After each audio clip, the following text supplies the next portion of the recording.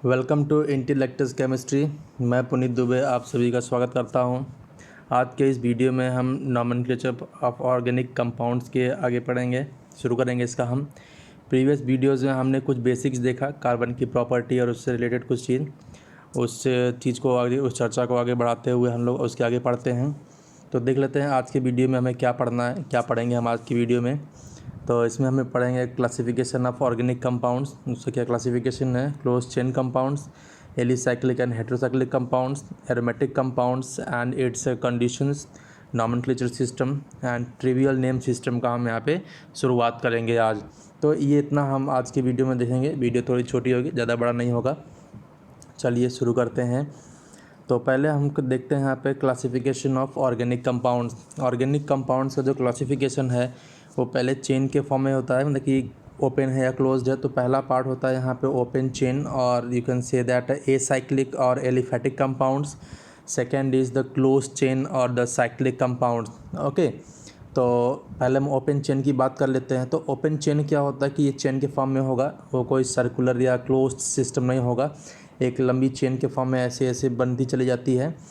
तो aliphatic compounds या acyclic compounds और ओपन चेन कंपाउंड्स जो भी है, ये दो पार्ट्स में अगेन डिवाइड किया जाता है। किसमें? पहला होता है सैचुरेटेड, दूसरा होता है अनसैचुरेटेड। ओके, अब बात कर सैचुरेटेड मीन्स वहाँ पे क्या होता है कि केवल सिंगल बॉन्ड्स होंगे, not multiple bonds. And unsaturated की बात करते हैं तो यहाँ पे मल्टीपल बॉन्ड्स होंगे, जिसमें कि डबल बॉन्ड्स और हमारा ट्रिपल बॉन्ड्स आते हैं। चलिए अब अनसैचुरेटेड की बात करते हैं, जिसको दो पार्ट में डिवाइड करते हैं, पहला एल्कीन, दूसरा एल्काइंस। तो एल्कीन क्या होता है? जिसमें डबल डबल बॉन्ड होते हैं, कार्बन कार्बन के बीच में डबल बॉन्ड होता है। और एल्काइन क्या होता है? कार्बन और कार्बन के बीच में ट्रिपल बॉन्ड होता है, जिसको एल्काइन बोलते हैं। चलिए अब आते हैं क्लोज चेन और द साइक्लिक कंपाउंड्स पे।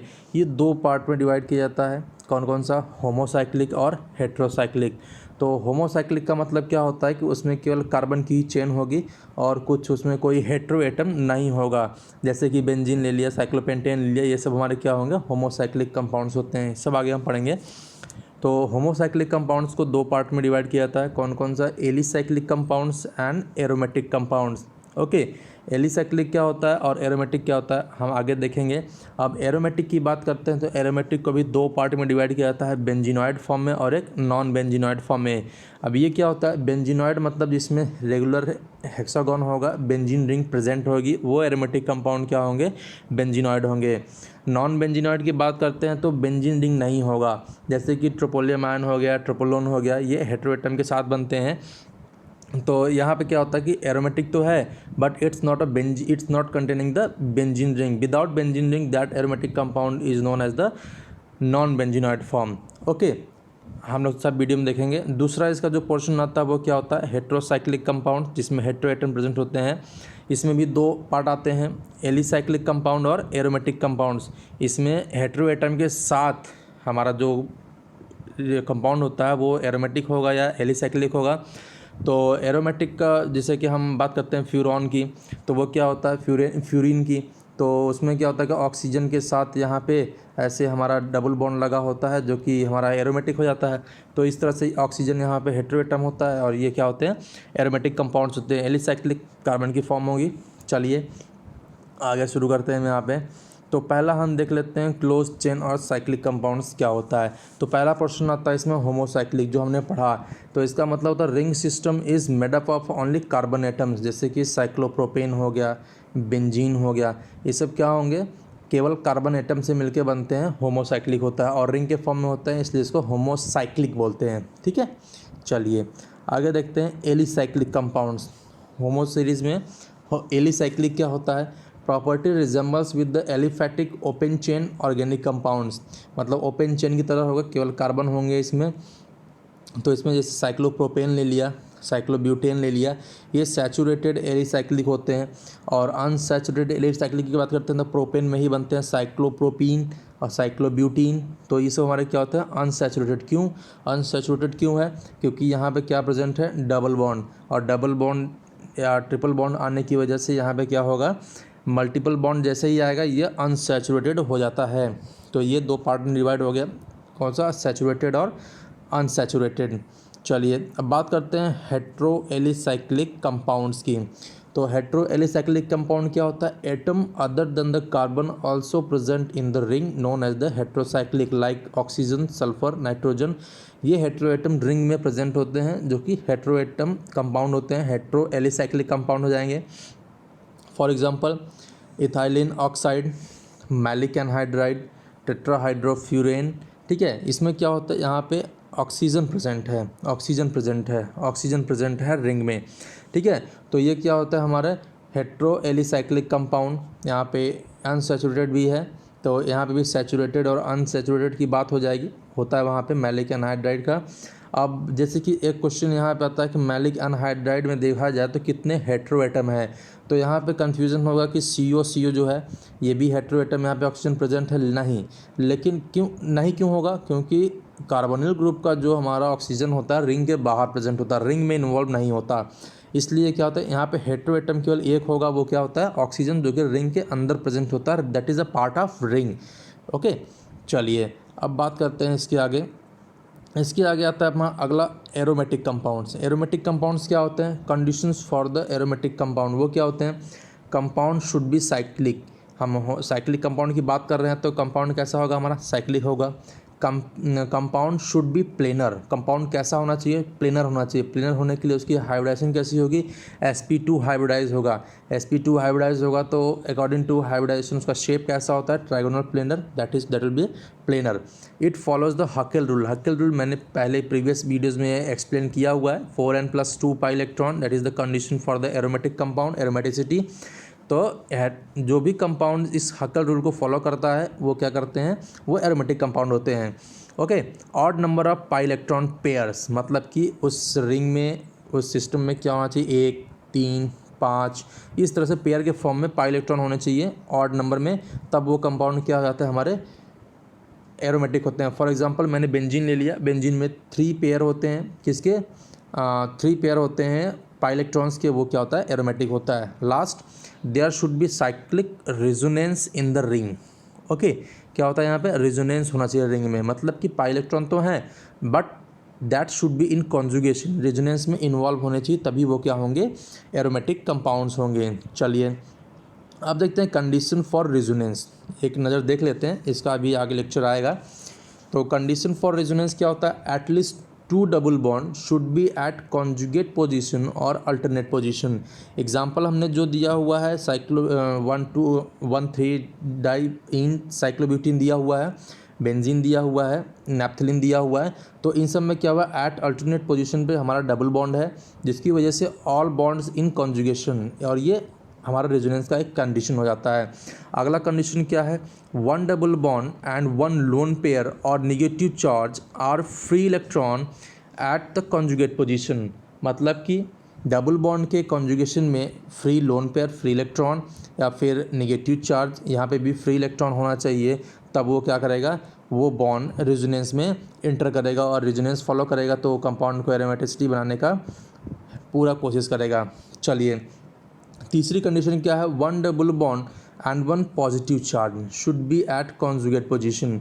यहाँ पे पॉजिटिव चार्ज है तो इस बॉन्ड के साथ क्या होगा? ये रेजोनेंस में होगा। इस 2 बॉन्ड के साथ एक पॉजिटिव चार्ज है, ये तीनों क्या होंगे? एक दूसरे के साथ कॉन्जुगेशन में होंगे, यहाँ भी कॉन्जुगेशन में होगा, तो ये रेजोनेंस फॉलो करेगा। चलिए अगला फॉर्म जो हमारा है benzenoid aromatic compounds. Benzenoid aromatic compound में दैट कंटेन द बेंजीन, यहाँ पे भी बेंजीन रिंग है। मैंने एनिलीन ले लिया, यहाँ भी बेंजीन रिंग है। नैप्थलीन ले लिया, यहाँ भी बेंजीन रिंग है। आगे हम अगर बात करते हैं टॉलुइन की, तो वहाँ भी बेंजीन रिंग होगा। तो वो एरोमेटिक कंपाउंड जिसमें बेंजीन उसका एक पार्ट होगा, वो कैसा होता है? Benzenoid aromatic compounds. चलिए अब देखते हैं नॉन बेंजीनॉइड क्या होता है। नॉन बेंजीनॉइड मतलब उस कंपाउंड में बेंजीन का कोई पार्ट नहीं होगा। तो यहाँ पे ट्रोपोलोन हमने लिया, सब के सब बॉन्ड कॉन्जुगेशन में है। यहाँ पे 3 पाई इलेक्ट्रॉन हैं जो कि कॉन्जुगेशन में हैं। ठीक है, तो ये क्या होते हैं? एरोमेटिक कंपाउंड तो हैं but there is no benzene ring, that is it is non benzenoid compound. ये क्या होते हैं? नॉन बेंजीनॉइड कंपाउंड है। आगे देखते हैं हेट्रोसाइक्लिक एरोमेटिक कंपाउंड। हेट्रोसाइक्लिक मतलब मैंने बोला ऐसा एरोमेटिक कंपाउंड जिसमें एक हेट्रो एटम प्रेजेंट होता है। फॉर एग्जांपल फ्यूरॉन का ले लिया, थायोफिन ले लिया, पिरिडीन ले लिया।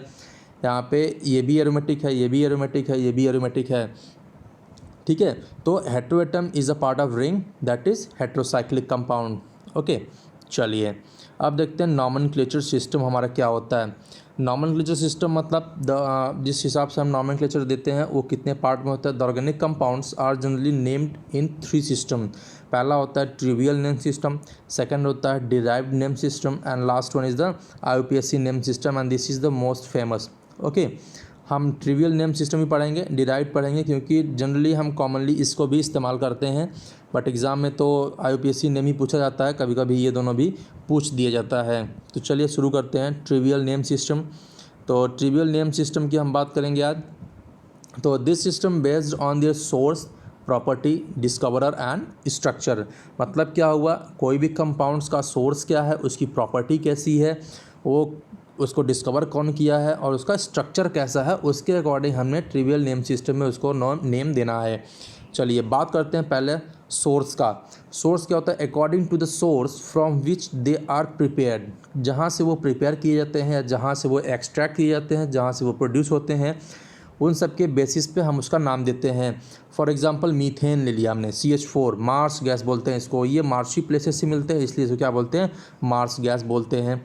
अब एसिटिक एसिड की बात करते हैं तो ये एसिटम से मिलता है, जो कि विनेगर है, इसलिए इसको क्या एसिटम से मिला है, इसलिए इसको क्या बोल देते हैं, एसिटिक एसिड। फॉर्मिक एसिड की बात करते हैं तो फॉर्मिक एसिड फॉर्मिका से मिलता है। फॉर्मिका मतलब रेड एंट, लाल चींटियाँ जो जनरली घरों में दिखती मिल जाती है, तो यहाँ से मिलता है फॉर्मिका, रेड एंट्स में प्रेजेंट होती है, यहाँ से मिलता है फॉर्मिक एसिड, तो इसलिए इसका नाम दे दिया यहाँ पे formic acid on the basis of Formica. आगे हम एग्जांपल और देखते हैं, जैसे कि मैलिक एसिड हो गया, पायरस मैलस, एप्पल से मिलता है, इसलिए इसको यहाँ पे आते हैं malic acid. Methyl orange, methyl orange कहाँ से मिलता है, वुड स्पिरिट से मिलता है, इसलिए इसकी क्या बोलते हैं, मिथाइल ऑरेंज। ऑक्जेलिक एसिड ऑक्जेलस से मिलता है, इसलिए इसको ऑक्जेलिक एसिड बोल देते हैं। यूरिया यूरिन से मिलता है, यूरिक एसिड भी यूरिन से मिलता है, इसलिए इसको यूरिया और इसको यूरिक एसिड बोल दिया जाता है। सिट्रिक एसिड सिट्रस नींबू से मिलता है, इसलिए इसका नाम क्या दे दिया गया, सिट्रिक एसिड। तो जैसा यहाँ का सोर्स है उसका, जहाँ से वो मिलता है, जहाँ से वो एक्सट्रैक्ट किया जाता है, उसके बेसिस पे इसका नेम दे दिया गया है। चलिए अब देखते हैं प्रॉपर्टी क्या है। प्रॉपर्टी मतलब वो कैसा बिहेव करता है, name according to their property, उसका गुण कैसा है। ओके, ग्लूकोज स्वीटनेस है, ग्लिसरॉल भी स्वीटनेस है, ग्लाइकॉल भी स्वीटनेस आएगा इसमें। तो ग्लाइकस मीन्स होता है स्वीटनेस, तो स्वीटनेस के हिसाब से इसका जो नेम दिया गया है, जितने भी कार्बोहाइड्रेट होते हैं स्वीट होते हैं, तो वहाँ पे लगभग सभी स्वीट होते हैं, तो वहाँ पे ग्लूकोज, ग्लिसरॉल, ग्लाइकॉल ये नाम दे दिया गया है उसकी स्वीटनेस के आधार पे।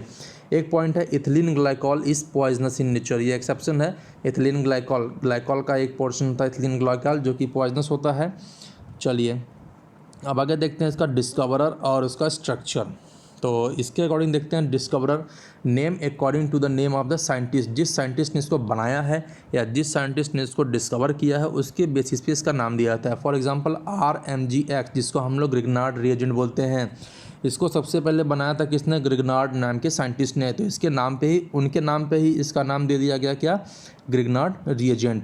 R2ZN एल्काइल जिंक, जो कि फ्रैंकलैंड रिएजेंट बोलते हैं, तो इस रिएजेंट को सबसे पहले फ्रैंकलैंड ने प्रिपेयर किया था। ओके, कौन प्रिपेयर किया था, फ्रैंकलैंड ने। तो इसके बेसिस पे इसका नाम दे दिया गया फ्रैंकलैंड रिएजेंट्स। चलिए अब बात करते हैं स्ट्रक्चर की, उसका स्ट्रक्चर कैसा है, according to the number of carbon atoms.